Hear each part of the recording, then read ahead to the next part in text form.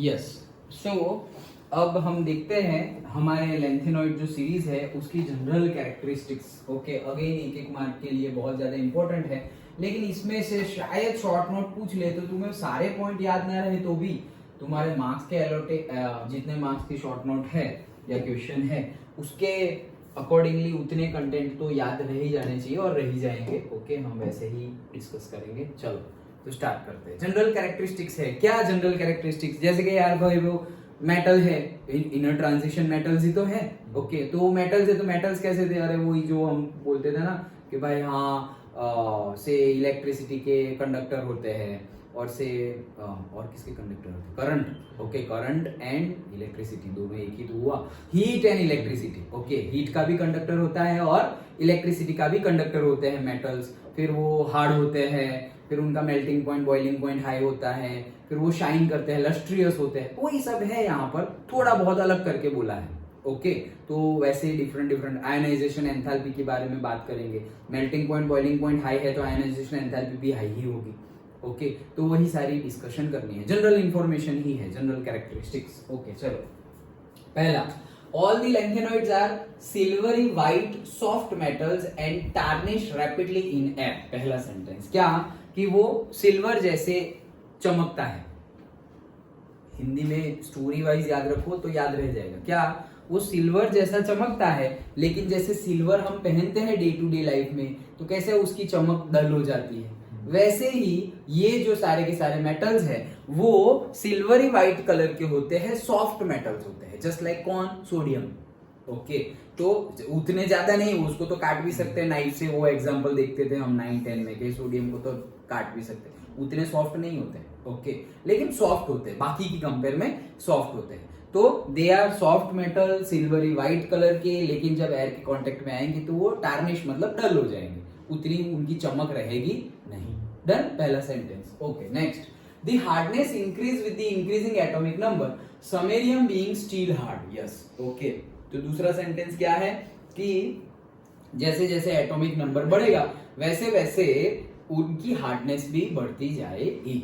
Okay, और samarium के particularly बात की गई है कि समेरियम जो हमारा एसएम था, जो +2 और +3 में देखने को मिलता था, वो उतना ज्यादा हार्ड होता है कि जिसकी कंपैरिजन हम स्टील के साथ कर सकते हैं। स्टील जितना हार्डनेस स्टील की होती है उतनी ज्यादा हार्डनेस होती है समेरियम की। ओके, चलो नेक्स्ट।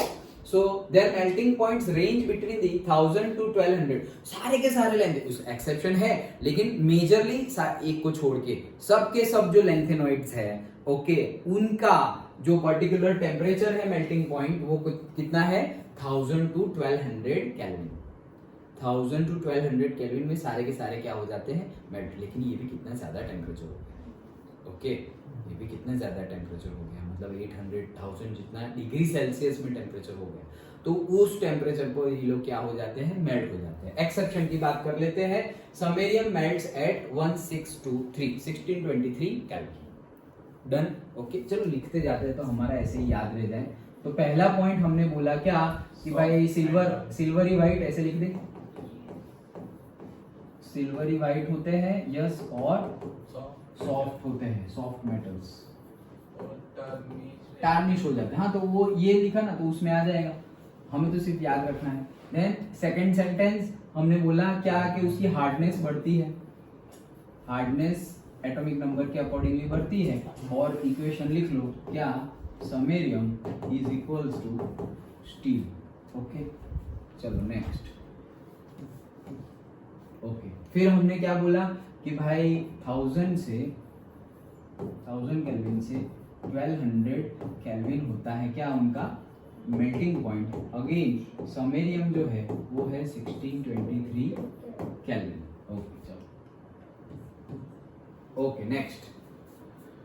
हाँ, they have typical metallic structure and are good conductors of heat and electricity. यही okay, good conductors of heat and electricity। Okay, so they are good conductor of heat and electricity। Okay, density and other properties change smoothly except for EU and YB and occasionally for SM and TB। मतलब कि उनकी density और दूसरी property change होती है। Okay, change smoothly, smoothly मतलब ऐसे नहीं कि अचानक से बढ़ गई। Okay, smoothly in the sense कैसे, जैसे एटॉमिक नंबर बढ़ रहा है वैसे हार्डनेस बढ़ रही है ना, तो उसको बोलेंगे हम स्मूथली चेंज हो रहा है, लाइक दैट। ओके, तो ये भी स्मूथली, बाकी प्रॉपर्टी भी स्मूथली चेंज हो रही है except EU YB and occasionally for SM and TM। ये याद रखो, ओकेशनली, एक्सेप्ट ये EU और YB की स्मूथली चेंज नहीं होती, और अचानक से ओकेशनली कभी कभी ऐसा हो जाता है, किसके लिए, इन लोगों के लिए भी, SM एंड TM। मतलब टोटल 4 लोग हैं जिनके लिए स्मूथली होता नहीं है। ओके, मेनली तो ये लोग एक्सेप्शन है, लेकिन ये लोग रेयर है, और ये रेयर के भी रेयर है। ओकेशनली ये रेयर है, एक्सेप्शन मतलब रेयर, और ये रेयर के भी रेयर है, SM एंड TM। ओके, ऐसे नहीं आता है ये क्वेश्चन, लेकिन याद रखने के लिए याद रख लो। ओके, कि उनकी जो प्रॉपर्टी चेंज होगी, density and other properties, density and other properties जो होती है वो स्मूथली चेंज होती है एक्सेप्ट EU YB, और ओकेशनली चेंज हो जाती है किसकी, SM एंड TM की, ओकेशनली। डन। ओके, चलो नेक्स्ट, पहला paragraph completed. Okay, next, many trivalent lanthanoids, मतलब ट्राइवेलेंट मतलब +3 वाले। Okay, ions are coloured both in the solid state and in the aqueous solution. Okay, इनके लिए मैं बता रहा हूं, देखो हमारा लेंथेनम और लास्ट वाला ल्यूटेशियम, लेंथेनम +3 आ जाता है तो ये क्या हो गया, F0 हो गया। डन। और ल्यूटेशियम +3 आ जाता है, ये क्या हो गया, F फुल हो जाता है। ओके, सॉरी फुल नहीं, 7 होगा शायद, ल्यूटेशियम +3, ल्यूटेशियम +3 नहीं, फुल हो जाता है 14। यस, ओके, सो कहाँ गए हम, ये रहे, यस, सो ये 14। देखो कलर वाला हमने डी ब्लॉक में कैरेक्टरिस्टिक्स लास्ट में हमने डिस्कस किया था, कलर वाला मैंने वो ट्रिक भी बताई थी तुम्हें कैसे याद रखना है, वो ऐसे गोल राउंड सर्कल करके, याद आया, विप और ऐसे पूरा लिखा था।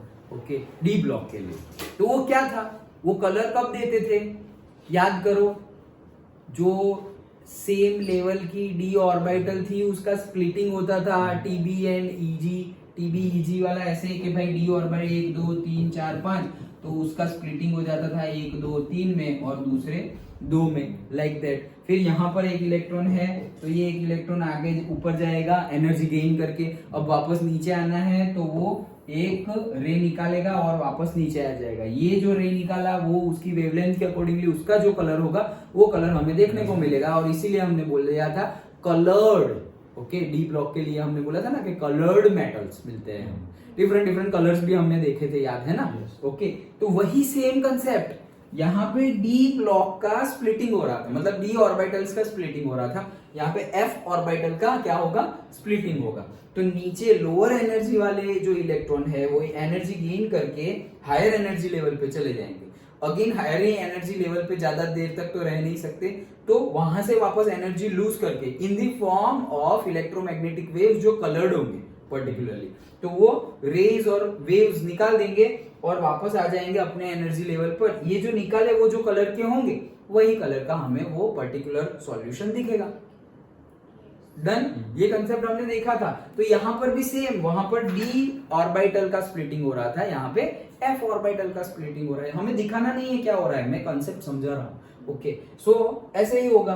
अब वो कब होता, ये कब होता है, जब एक सिंगल इलेक्ट्रॉन हो, तो हमने डिस्कस किया था ना, अगर दो पेयर में है तो नहीं होता है, सिंगल सिंगल होते तो होता है। तो यहाँ पर F0 आ गया, यहाँ पे F14 आ गया, मतलब यहाँ पर तो पहले तो इलेक्ट्रॉन नहीं है इस केस में, और इस केस में तो सब पेयर में ही है, तो एक अकेला इलेक्ट्रॉन है नहीं। एक अकेला इलेक्ट्रॉन है नहीं तो ऊपर जाएगा कैसे, पेयर में स्टेबल रहता है, पेयर में है नहीं, अकेला है ही नहीं।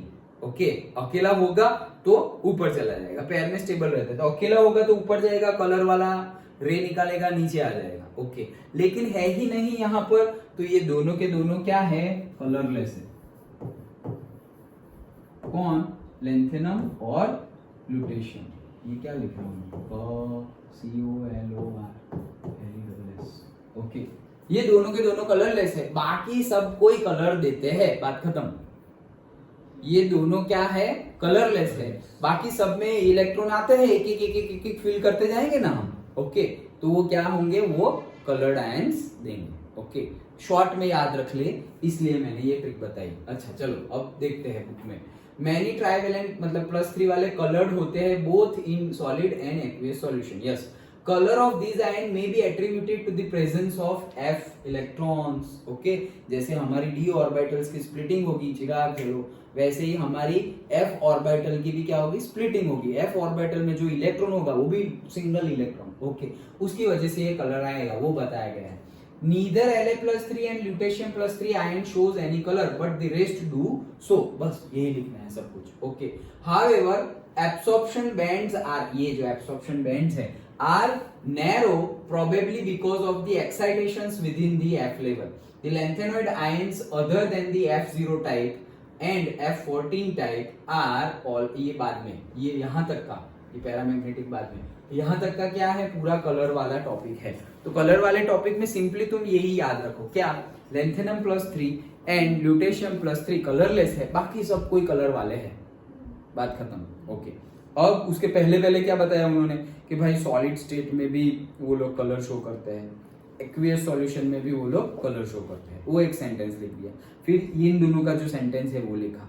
ये क्यों है, ये क्यों है, कलर क्यों शो करते हैं, वो भी हम लिख देंगे, क्यों, due to the presence of electron in the f orbital and the splitting of the f orbital. ये लिख लो, ये शो नहीं करना है लेकिन इतना वर्ड लिख लो, due to the splitting of the f orbital.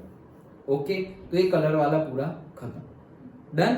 अब यहाँ पे हम आगे बढ़े, तो ये कलर याद रखने के लिए दोनों का लिख लो कि ये दोनों कलरलेस है, क्योंकि एक में F0 आ गया है और एक में F14 आ गया है, और बाकी सारे कलर शो करते हैं सॉलिड स्टेट में भी और सॉल्यूशन में भी, डन। ओके, और वो क्यों है, presence of the electron in the f orbital and the splitting of the splitting of the f orbital, air बोल रहा हूँ, f orbital, done। ओके, सो हाँ, तो यहाँ पे हमारा एक पॉइंट आ गया किसका, कलर का। Next, magnetic properties. सो अभी हमने डी ब्लॉक के बाद भी मैग्नेटिक प्रॉपर्टीज की भी बात की थी। ओके, मैग्नेटिक प्रॉपर्टीज की बात की थी ना, क्या था मैग्नेटिक प्रॉपर्टीज में, कि भाई यहाँ पे मैग्नेटिक फील्ड रखा हुआ है, यहाँ पर मैग्नेटिक फील्ड रखा हुआ है, और यहाँ मैंने एलिमेंट रखा, अगर उसमें, हमने याद करो, अगर उसमें 2 इलेक्ट्रॉन है, ओके, अगर उसमें 2 इलेक्ट्रॉन है, 2 इलेक्ट्रॉन है मतलब पेयरिंग में इलेक्ट्रॉन है, तो वो दूर जाएगा या नजदीक जाएगा, दूर जाएगा, दूर दूर, dd याद रखने को बोला तुमने, dd। ओके, सो डबल इलेक्ट्रॉन्स है तो दूर जाएगा, डबल या 2 इलेक्ट्रॉन है तो क्या हो जाएगा, दूर जाएगा, दूर जाएगा। ओके, और एक क्या हो जाएगा, नजदीक जाएगा, पास जाएगा। ओके, तो diamagnetic and paramagnetic, done. Okay, so dia दूर जा रहा है, डायामैग्नेटिक, डायामैग्नेटिक दूर जा रहा है ना, तो जैसे, और वो दूर कब जाएगा, जब पैर में इलेक्ट्रॉन हो, अगर मतलब 2 इलेक्ट्रॉन है, यहाँ पे मैग्नेटिक फील्ड रखी हुई है, मतलब मैग्नेट रखा हुआ है, और यहाँ पर मैंने कोई भी एलिमेंट रखा, अगर उसमें 1 इलेक्ट्रॉन है, उसमें 1 इलेक्ट्रॉन है, तो वो क्या कर जाएगा, खींचा चला जाएगा, खींचा चला जाएगा मतलब क्या, पैरामैग्नेटिक। ओके, और अगर उसमें 2 इलेक्ट्रॉन है तो वो दूर जाएगा, दूर जाएगा मतलब क्या, डायामैग्नेटिक, खत्म, डन। फिर हमने बोला था कि जो खींचा चला जाता है उसको हमने पैरामैग्नेटिक बोला, लेकिन कई ऐसे होते हैं कि एकदम स्पीड ही खींचे चले जाते हैं, उनको क्या बोलते थे, डायामैग्नेटिक, पैरामैग्नेटिक, और एक तीसरा वर्ड फेरोमैग्नेटिक। Okay, done. तो ये 3 हमने देखे थे, diamagnetic, paramagnetic and ferromagnetic. Same यहां पर 1 इलेक्ट्रॉन होगा मतलब क्या, अट्रैक्ट हो जाएगा, पैरामैग्नेटिक। 2 इलेक्ट्रॉन होंगे मतलब क्या, दूर चले जाएंगे, डायमैग्नेटिक। दैट्स इट, वही चीज है। तो सिर्फ इनके लिए बोलना है क्या, the lanthanoid ion other than the F0। अभी F0 मतलब इलेक्ट्रॉन है ही, इलेक्ट्रॉन है नहीं मतलब जितने हैं उतने सारे क्या है, पैड में है। पैड में है मतलब क्या, 2 है, और 2 है मतलब क्या, वो दूर जाएगा। 2 है मतलब डबल है मतलब दूर जाएगा मतलब क्या, डायमैग्नेटिक। ओके, तो other than this and F14 मतलब अगेन पैर में है मतलब डबल है मतलब दूर जाएगा मतलब डायमैग्नेटिक। तो ये दोनों डायमैग्नेटिक, उनको छोड़ के आर ऑल पैरामैग्नेटिक, जो डायमैग्नेटिक को छोड़ के सारे क्या हो जाएंगे, पैरामैग्नेटिक। तो सारे के सारे पैरामैग्नेटिक है। ये 4 याद रख लो डायमैग्नेटिक, कौन से, लासी और यमलू। ओके,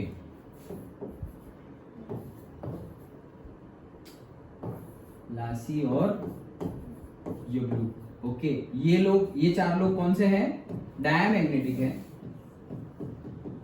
और बाकी के सारे क्या है, पैरामैग्नेटिक। डन। लेकिन हम याद के मतलब लिखेंगे कैसे, ये लोग क्या है, डायमैग्नेटिक है मतलब दूर जाने वाले मतलब डबल वाले मतलब ये F0 की वजह से डबल है और ये F14 की वजह से डबल है। डन। F0 मतलब वहां S आ जाएगा और वो 2 फील्ड है उसमें। ओके, 2 फील्ड है लेंथेनम वाला, मतलब कौन सा, 6s2 मतलब 2 इलेक्ट्रॉन है ना, 2 इलेक्ट्रॉन है मतलब डबल है मतलब दूर जाएगा, तो वहां पे F0 आ गया। और यहाँ पे F14 है, F7 नहीं आएगा। F7 मतलब तो सिंगल इलेक्ट्रॉन हो गए, वो लोग कौन, ये चारों को छोड़ के बाकी सारे के सारे क्या है, पैरामैग्नेटिक। डन। मैग्नेटिक का भी एक प्रॉपर्टी, मतलब ये यहां नहीं लिखना था, वहीं लिख देते हैं इसको।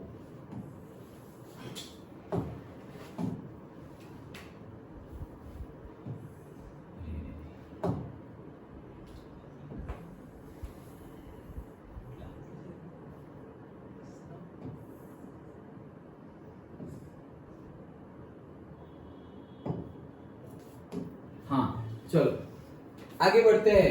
आयनाइजेशन एंथैल्पी की कैरेक्टरिस्टिक्स। तो आयनाइजेशन एंथैल्पी उनकी हाई होती है। ओके, हाई होती है मतलब दूसरों की, वैसे हमने बोला सर सॉफ्ट मटेरियल है, हाई होती है, मेल्टिंग पॉइंट हाई, ये क्या मिक्स है, अरे मिक्स है मतलब दूसरे की कंपेयर में बात कर रहा है। ओके, मेल्टिंग पॉइंट हाई होते हैं, कितने होते हैं, 1000 से 1200 केल्विन। लेकिन उसमें भी एक एक्सेप्शन है, कौन सा, samarium 1623। Okay, 1623 kelvin. Okay, samarium का वो हार्ड क्यों इतना ज्यादा, अरे बोला तो सही, स्टील जितना हार्डनेस है उसका। ओके, तो इतना हार्डनेस है तो मेल्टिंग पॉइंट भी हार्ड ही होगा। Okay done. चलो, तो अब आयनाइजेशन एंथैल्पी की बात करनी है। First and second ionization enthalpy की बात करते हैं, एक्सेप्शन थर्ड वाले में है, पहले फर्स्ट और सेकंड की बात करते हैं।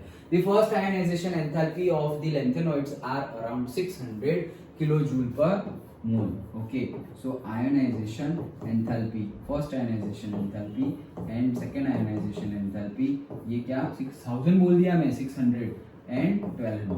ओके, सो 600 किलोजूल पर मोल और सेकंड होती है 1200 kilojoule per mole. Comparable with of calcium, calcium के साथ हम कंपेयर कर सकते हैं। ऐसा नहीं कि कैल्शियम की इतनी होती है, नहीं ऐसा नहीं, लेकिन कैल्शियम के साथ क्या हम कंपेयर कर सकते हैं, उसकी भी हाई होती है वैसे। ओके चलो next, a detailed discussion of variation of the third ionization enthalpy. यहां पे ध्यान से एक्सेप्शन है, एक मार्क में पूछा भी जाता है। A detailed discussion of variation of the third ionization enthalpies indicates that the exchange enthalpy consideration appear to impart a certain degree of stability to empty, half-filled and completely filled orbitals F level. This is indicated from the abnormally low value of third ionization enthalpy of the lanthanum, gadolinium and lutetium. क्या बोला यहाँ पे, पूरा समझाता हूँ क्या है। देखो, आयनाइजेशन एंथैल्पी में तुम्हें पहले तो क्या लिख लेना है कि first ionization enthalpy is 600 kilojoule per mole. Okay, approximately, ये कोई एक की नहीं, सबकी एवरेजली बता दी गई है। Okay, second ionization enthalpy is approximately 1200 kilojoule per mole. Okay, जो कैल्शियम से मिलती जुलती आती है, इतना लिख दिया। अब थर्ड आयनाइजेशन एंथैल्पी की बात है। थर्ड आयनाइजेशन एंथैल्पी की वैल्यू पहले ध्यान से सुन लो। थर्ड आयनाइजेशन एंथैल्पी की वैल्यू हमें पता है फर्स्ट आयनाइजेशन एंथैल्पी की वैल्यू से सेकंड आयनाइजेशन एंथैल्पी की वैल्यू ज्यादा होती है, सेकंड आयनाइजेशन एंथैल्पी की वैल्यू से थर्ड आयनाइजेशन एंथैल्पी की वैल्यू जनरल केस में क्या होती है, ज्यादा या कम? सेकंड की कंपेयर में थर्ड, सेकंड के कंपेयर में थर्ड की ज्यादा होती है।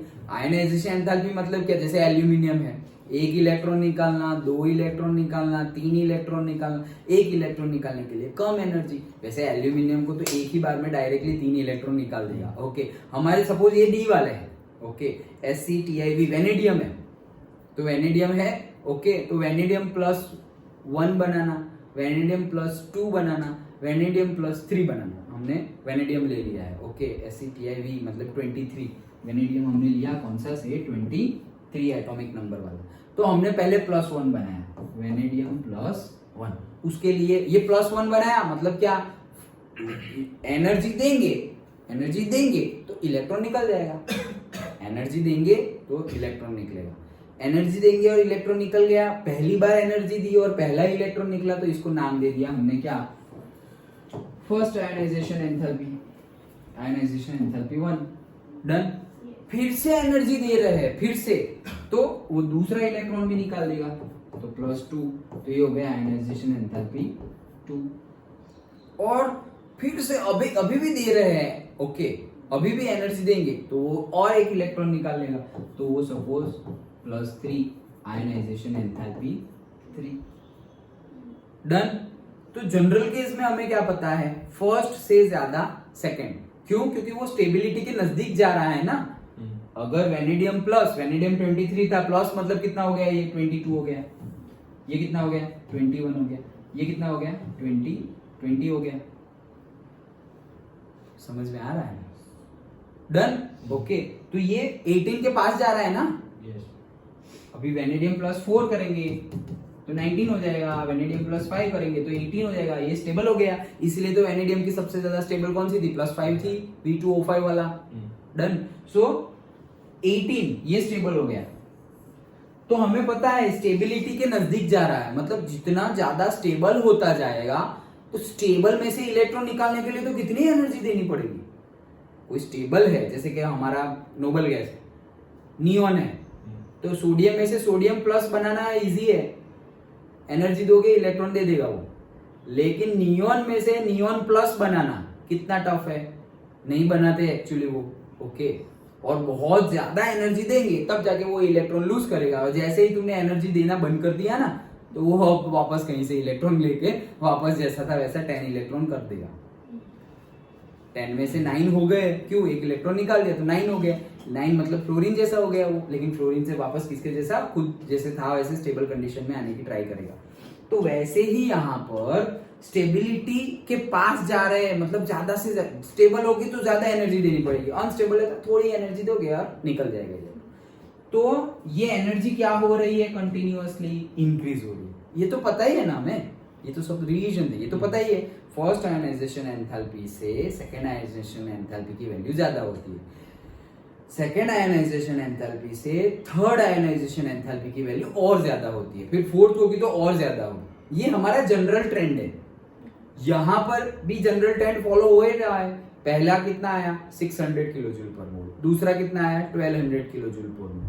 अब थर्ड की बात कर रहे हैं, तो थर्ड की बात कर रहे हैं तो बढ़ेगी तो सही, जितनी बढ़नी चाहिए, मतलब ये एक्सपेक्टेशन कि भाई यहाँ 600 यहाँ 1200, तो तुम सपोज एक्सपेक्ट कर रहे हो यहाँ पे 1800 या 2400 हो जाए, वो बढ़ेगी तो सही, 1200 से तो ज्यादा ही होगी, लेकिन जो तुम एक्सपेक्ट कर रहे हो 1800 और 2400 हो जाए, वो होगी नहीं।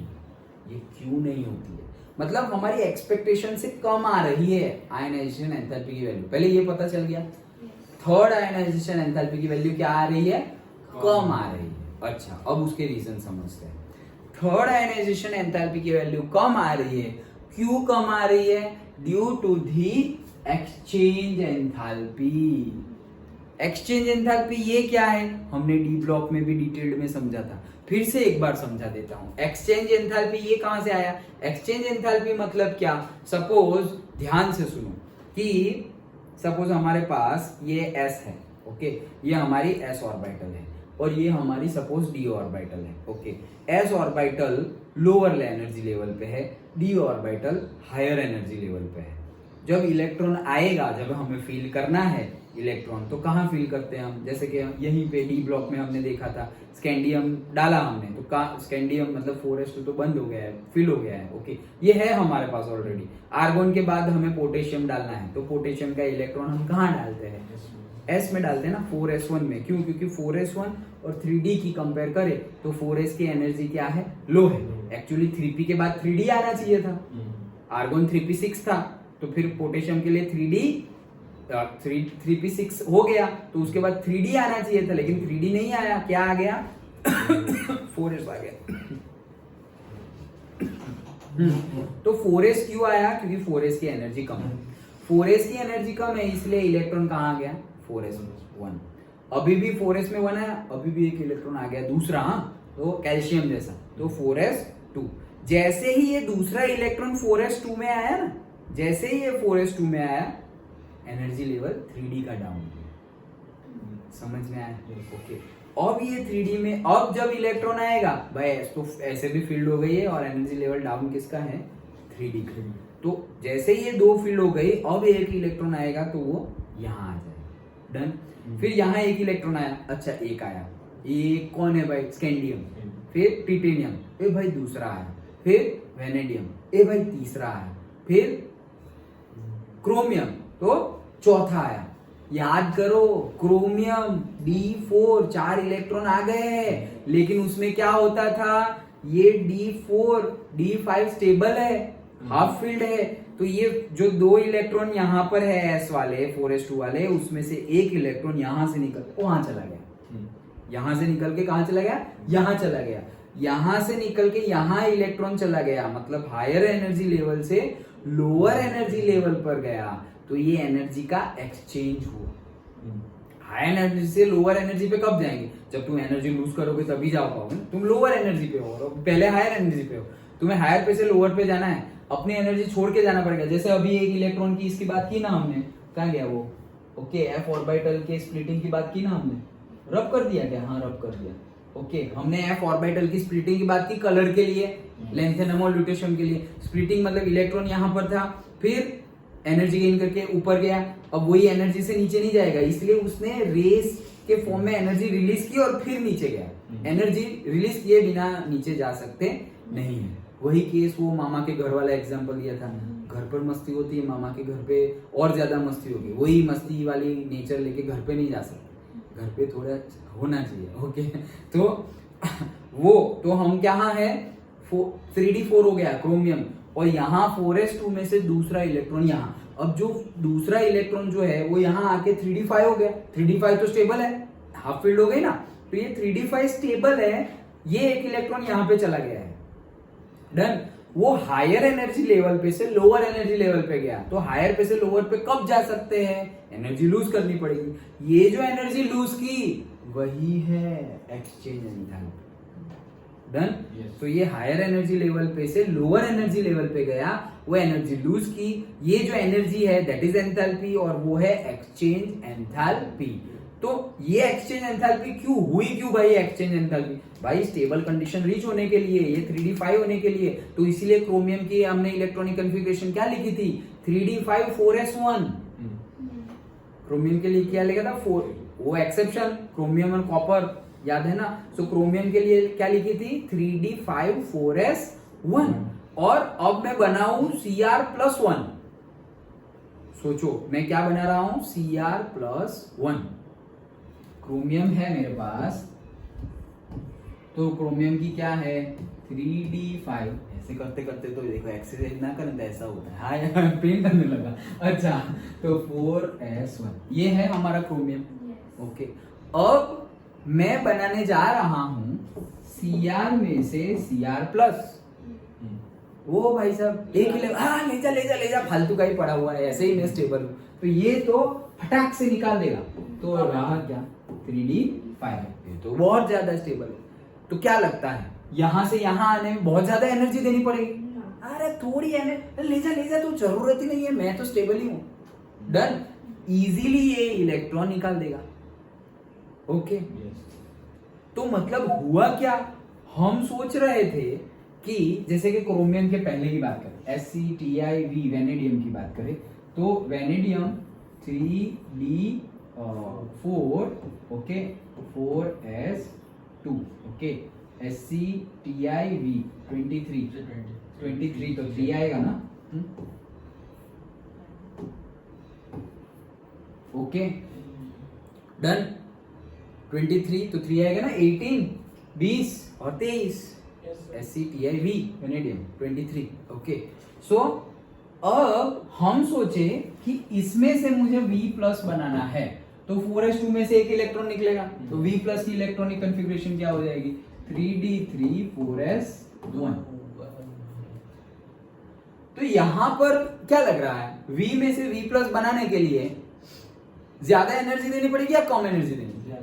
ज्यादा देनी पड़ेगी। क्यों? पैर में है इलेक्ट्रॉन, इलेक्ट्रॉन पैर में है भाई, एस ब्लॉक का ये रहा, ये एस ब्लॉक का इलेक्ट्रॉन पैर में था, वो पैर को तोड़ना है तुम्हें, तो ज्यादा इलेक्ट्रॉन देना, ज्यादा एनर्जी देनी पड़ेगी। यहां पर अकेला ही है, ऐसे निकल गया। तो यहां से यहां जाने के लिए जो एनर्जी देनी पड़ती थी, तुम क्या सोचोगे सर ज्यादा देनी पड़ेगी, क्यों? पैर में थे इसीलिए। यहां से यहां जाने के लिए तुम क्या सोचोगे सर कम देनी पड़ेगी, क्यों? अकेला है इसलिए। डन। ये जो तुम प्रिडिक्ट कर रहे हो वैसा ही हो रहा है, सही बात है। लेकिन यहां पर जो हम आ गए हैं ओके, तो वही चीज अब हम यहाँ डिस्कस कर रहे हैं। आयनाइजेशन एंथैल्पी से ज्यादा वैल्यू आएगी 1 से ज्यादा ionization, second ionization enthalpy, second ionization enthalpy की वैल्यू से ज्यादा ही आएगी थर्ड आयनाइजेशन एंथैल्पी। बट जो तुम एक्सपेक्ट कर रहे हो कि जितनी ज्यादा आनी चाहिए उतनी ज्यादा नहीं आएगी, ज्यादा तो आएगी ही। Ionization enthalpy 1 is greater than is less than ionization enthalpy 2 is less than ionization enthalpy 3।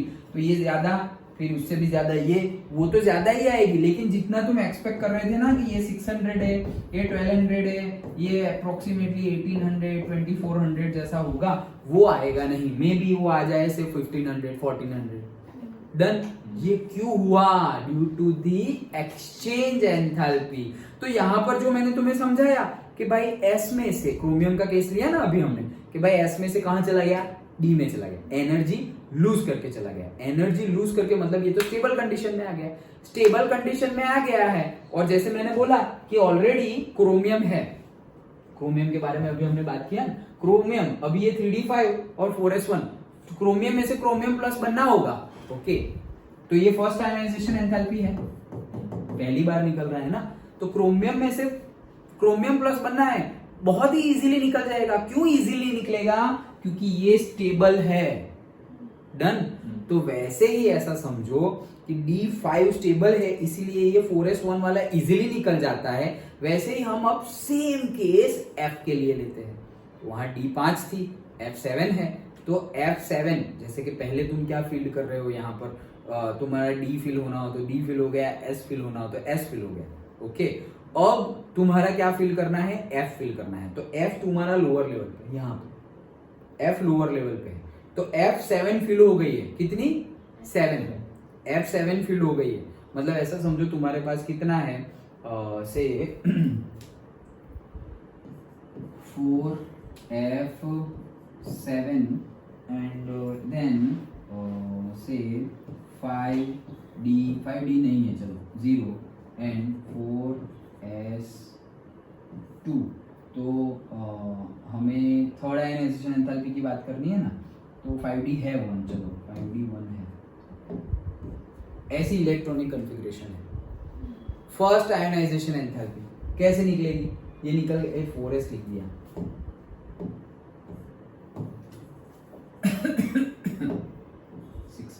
First ionization enthalpy, ये S निकल जाएगा, S में से एक निकल जाएगा। सेकेंड आयनाइजेशन एंथैल्पी, अगेन यही दूर है ना, सबसे ज्यादा दूर कौन सा है? कल ही बताया था ना क्या, कि भाई जो सबसे ज्यादा दूर होगा वहां से ही इलेक्ट्रॉन निकलेगा। तो यहाँ पर 6 नंबर का है, 6 ऑर्बिट कौन सी है, 6, फिर यहाँ पे 5, फिर यहाँ पे 4 6s2 यहाँ है, 5D यहाँ है और 4f यहाँ है। एनर्जी दोगे तो इलेक्ट्रॉन निकलेगा कहां से? बाहर से। तो बाहर से निकलेगा मतलब यहाँ से एक निकला, तो फर्स्ट आयनाइजेशन एंथैल्पी 6s1 हो गया। सेकेंड आयनाइजेशन एंथैल्पी 6s0 2 हो गए। डन, समझ में आया। थर्ड आयनाइजेशन एंथैल्पी की बात करें तो क्या हो जाएगा 5D1, और फिर फोर्थ की बात करें तब जाएगा यहां से। ओके, तो मान लो हमने जो पहले लिखा था वही सही था। मान लो कि ये हमारी कंडीशन है, फर्स्ट आयनाइजेशन एंथैल्पी आ गया वैल्यू, सेकेंड आयनाइजेशन एंथैल्पी उसकी वैल्यू भी आ गई। अब जब सेकेंड आयनाइजेशन एंथैल्पी की वैल्यू आ गई, 2 इलेक्ट्रॉन निकल गए, यहाँ पर 0 है, ये 4f7 है, स्टेबल है। ये क्या है? स्टेबल। तो सोचो कि जब थर्ड आयनाइजेशन एंथैल्पी की बात हो, थर्ड आयनाइजेशन एंथैल्पी वो तो ज्यादा ही होगी। क्यों ज्यादा होगी? क्योंकि यहाँ पर 7 है, स्टेबल है, स्टेबल में से तोड़ने के लिए ज्यादा एनर्जी देनी पड़ेगी, तो ज्यादा एनर्जी देनी पड़ेगी। लेकिन अगर मेरा यहाँ पर 0 की जगह 1 इलेक्ट्रॉन है, 1, डन। अब फर्स्ट आयनाइजेशन एंथैल्पी, उससे ज्यादा सेकेंड आयनाइजेशन एंथैल्पी, ये 2 हो गए हैं। ओके, अब थर्ड आयनाइजेशन एंथैल्पी, तो ये जो सेकेंड आई ना उससे तो ज्यादा ही आएगी, लेकिन जितनी ज्यादा आनी चाहिए उतनी ज्यादा आएगी नहीं। क्यों? क्योंकि अभी बोला ना ये 1 इलेक्ट्रॉन फालतू का पड़ा हुआ है, ले जा ले जा, वैसे भी मैं तो स्टेबल ही हूं, तो वैसे ही ये 4f7 तो क्या है? स्टेबल है। तो 2 निकल गए, मतलब ये तो गया first ionization enthalpy, second ionization enthalpy, मतलब ये तो गया।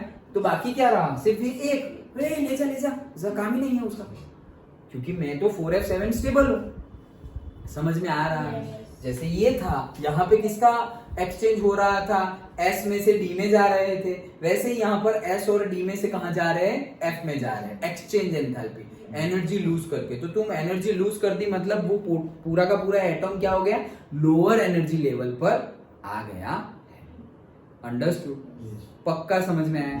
तो ये पूरा कंसेप्ट था एक्सचेंज एंथैल्पी का। कहने का मीनिंग क्या है? कहने का मीनिंग ये है, फर्स्ट आयनाइजेशन एंथैल्पी की वैल्यू 600 किलो जूल पर मोल, सेकेंड आयनाइजेशन एंथैल्पी की वैल्यू 1200 किलो जूल पर मोल, जो कैल्शियम से मैच करती है, कैल्शियम से सिमिलरिटी शो करती है। एंड थर्ड आयनाइजेशन एंथैल्पी की वैल्यू सेकेंड आयनाइजेशन एंथैल्पी से तो ज्यादा होती है, बट हम जो इतना एक्सपेक्ट कर रहे हैं उतनी मिलती, मतलब ज्यादा ही होगी, लेकिन जितना ज्यादा हम एक्सपेक्ट कर रहे हैं उतनी ज्यादा नहीं मिलेगी। क्यों उतनी ज्यादा नहीं मिलेगी? क्योंकि वहां पर ये कंडीशन बच जाती है। कौन सी कंडीशन? 2 निकाल दिया, अब 5D1 है, ये 1 तो हाँ ले जा भाई, मुझे जरूरत ही नहीं है, मुझे स्टेबल है। तो थर्ड के लिए उतनी ज्यादा एनर्जी की रिक्वायरमेंट है ही नहीं। क्यों नहीं है? क्योंकि एक ही इलेक्ट्रॉन है ना, एक ही इलेक्ट्रॉन है, वो तो जल्द से जल्द निकालने की ट्राई करेगा, क्योंकि 4f7 बनना ही है। ओके, सो इसीलिए जितना एक्सपेक्टेशन है उतनी थर्ड आयनाइजेशन एंथैल्पी की वैल्यू आती नहीं है। और वो जो हमारे लेंथेनम, गैलोडेनियम, ओके, सो गैडोलिनियम, ओके, सो वो जो है वो सारे हमारे क्या है? एक्सेप्शन है। और वो एक्सेप्शन क्यों आए? ड्यू टू दिस मतलब क्या?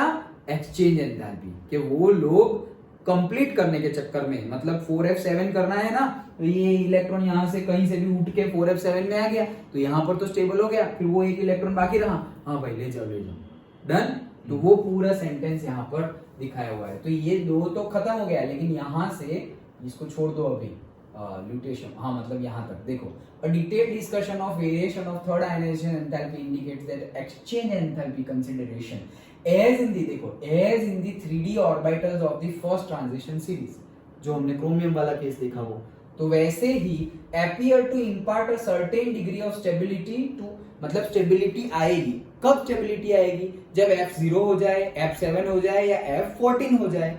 उसके लिए क्या होगा? उसके लिए वो जो S वाला इलेक्ट्रॉन है ना, वो यहाँ पे आ जाएगा। क्यों? F0 करने के लिए तो आएगा नहीं, तो मतलब F7 करने के लिए या F14 करने के लिए आ जाएगा। वो आ जाएगा तब एनर्जी लूज करके आएगा। वो एनर्जी लूज कर रहे हैं, उसी को क्या बोल रहे हैं? Exchange enthalpy consideration, half filled or completely filled orbitals of say F level. This indicated from the abnormally low value of the third ionization enthalpy of, तो abnormally low मतलब वो तो हाई हम एक्सपेक्ट कर रहे थे, लेकिन उतनी हाई मिल रही नहीं है, लो मिल रही। अगेन लो मिल रही है डज नॉट मीन कि भाई ये 600 और 1200 से भी कम हो गई, नहीं, उससे तो ज्यादा है, लेकिन कंपैरेटिवली लो मिल रही है। जो हम एक्सपेक्ट कर रहे थे उतना ज्यादा हाई मिल रहा नहीं है। ओके, किन का? Lanthanum, gadolinium and lutetium. ये तीनों का। ये डिटेल में हमने क्या समझा, एक्सचेंज एंथैल्पी। क्यों? क्योंकि कंसेप्ट याद हो तो समझना इजी रहे। डन? ओके। अदरवाइज कहने का मीनिंग क्या है, 600 1200। अब 1200 से तो ज्यादा ही आएगा, लेकिन जितना ज्यादा तुम सोच रहे हो उतना ज्यादा नहीं आएगा। क्यों? जैसे 3D सीरीज में एक्सचेंज ऑफ एंथैल्पी हो रहा था, एक्सचेंज एंथैल्पी केस हो रहा था, वैसे ही यहाँ पे एफ ऑर्बिटल में भी एक्सचेंज एंथैल्पी केस हो रहा है। Okay done. इस किन किन केस में ऐसा हो रहा है, जब जब F0 या F7 या F14 गेन करना हो तब ऐसा हो रहा है। तो वो कौन कौन से केस में होता है, lanthanum, gadolinium and lutetium. Done? Okay चलो। तो यहाँ पे हमने बात कर दी आयनाइजेशन एंथैल्पी की। हाँ अरे थोड़ा ही है, कहाँ गया, वैसे थोड़ा है लेकिन दिखने में ज्यादा है, क्या करें, हो गया टाइम। हाँ तुम दोनों को जाना है। ओके तो ये आधा रखते हैं, कोई बात नहीं, कल पूरा डिस्कस कर लेंगे। डन? ओके जल्दी मतलब 5:15 को हम स्टार्ट कर दे, वैसे आ जाना। ओके तो ये थियरी आधी रहेगी, लेकिन देखो एक क्विक रिवीजन आधी में भी हमने क्या बोला, सिल्वरी व्हाइट होते हैं, सॉफ्ट होते हैं। ओके और एयर के साथ कांटेक्ट में आके उनका टार्निश हो जाते हैं, वो डल हो जाते हैं। देन हार्डनेस कैसे बढ़ती है, एटॉमिक नंबर के साथ साथ उनकी हार्डनेस भी बढ़ती है। समैरियम की हार्डनेस स्टील जितनी हाई है, इतना ज्यादा हाई बात की तो फिर बात कर लो मेल्टिंग पॉइंट की। मेल्टिंग पॉइंट उनका 1000 to 1200 है, समैरियम का कितना है 1623 केल्विन है। Okay then good conductors of heat and electricity, yes. Then density और अदर प्रॉपर्टी स्मूथली चेंज होती है। ओके लेकिन स्मूथली चेंज किसकी नहीं होती, EUIB की स्मूथली चेंज नहीं होती, और ओकेशनली SMTM की भी स्मूथली चेंज नहीं होती। देन कलर की बात की तो ल्यूटेशियम एंड लैंथेनियम कलरलेस होते हैं, बाकी सब कोई कलर देते हैं, सॉलिड हो तो भी, एक्वियस हो तो भी। क्यों ऐसा होता है उसके लिए हमने बताया क्या, से presence of electron in the f orbital and the splitting of f orbital, वो उसका रीजन। Magnetic properties, again magnetic properties हमें पता ही है क्या, कि मैग्नेटिक प्रॉपर्टीज कब होगी, डायमैग्नेटिक और पैरामैग्नेटिक होगी। डबल होंगे तो डायमैग्नेटिक, सिंगल होगा तो पैरामैग्नेटिक। तो सारे के सारे क्या है से ये लोग जो है वो डायमैग्नेटिक है, बाकी सारे क्या है पैरामैग्नेटिक। तो कौन लोग डायमैग्नेटिक है, लासी या blue. Okay so lanthanum, cerium और YB एंड ल्यूटेशियम। ओके तो ये चार क्या है डायमैग्नेटिक। क्यों? क्योंकि ये लोग F0 की वजह से मतलब डबल हो गए ना S वाले, और ये F14 की वजह से वो डायमैग्नेटिक है, बाकी सारे क्या है पैरा। तुम ऐसे याद रखो सब कोई पैरामैग्नेटिक है, F ब्लॉक वाले क्या है पैरामैग्नेटिक। पैरामैग्नेटिक मतलब क्या, जैसे ही F ब्लॉक का एलिमेंट डाला वो चला जाएगा मैग्नेटिक फील्ड के पास, मैग्नेट के चिपक गया, F चिपक जाता है मैग्नेट के साथ। एक्सेप्शन है डायमैग्नेटिक, वो कौन है, LACE and YB LU। And lastly हमने अभी देखा आयनाइजेशन एंथैल्पी का कंसेप्ट, जिसमें एक्सचेंज एंथैल्पी की भी हमने बात की। डन? ओके चलो कल देखिए।